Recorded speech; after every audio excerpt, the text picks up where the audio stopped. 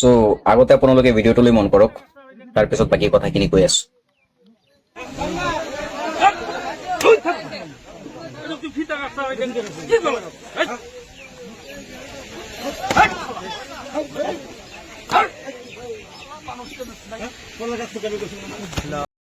আপোনালোকে ভিডিঅ'টোত দেখা পালে বিলাসীপাৰাৰ বিধায়ক শামছুল হুদা ডাঙৰীয়াই আধাৰশিলা স্থাপন কৰাৰ সময়ত এজন ৰাইজক যি প্ৰচণ্ডভাৱে আঘাত কৰিছে।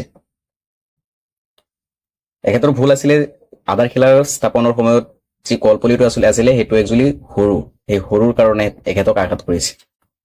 চ' ৰাইজৰ ভোটৰে প্ৰতিনিধি হৈ ৰাইজকে আক্ৰমণ কৰিছে। এজন মানুহ, এনেকুৱা মানুহক আচলতে বিধায়ক বনাই কোনে? আমি বনাইছো ৰাইজে। চ' ভুলটো আমাৰহে।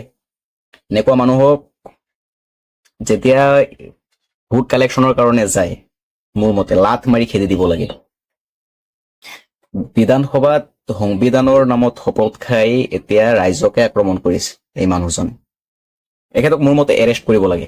এই মানুহজনক, যিজন মানুহক শামছুল হুদা ডাঙৰীয়াই আঘাত কৰিছে, চৰ মাৰিছে, সেই মানুহজন শামছুল হুদা ডাঙৰীয়াৰ সমৰ্থক আছিলে। তেখেতৰ সমৰ্থক হৈহে গৈছে, তেখেতক ছাপোৰ্ট কৰাৰ কাৰণেহে গৈছে, আৰু সেই মানুহজনকে আঘাত কৰিছে। এই মানুহজনে আচলতে এজন বিধায়কৰ আচৰণেই নেকি? তেখেতৰতো বিধায়ক হোৱাৰ যোগ্যতাই নাই। চ' এখেতক টিকেটেই দিব নালাগিছিলে। যিজন মানুহে ভাল ব্যৱহাৰ নাজানে, যিজন মানুহে ভিতৰত অহংকাৰ লৈ ঘূৰি ফুৰে, যিজন মানুহৰ ভিতৰত মানৱতাই নাই, এনেকুৱা এজন মানুহ বিধায়ক হয় কেনেকৈ? এখেত একচুৱেলি বিধায়ক নহয়, গুণ্ডাহে হয়। এখেতক গুণ্ডা বুলি ক'ব লাগিব। আধাৰশিলা স্থাপনৰ নামত গুণ্ডাগিৰিহে কৰিছে।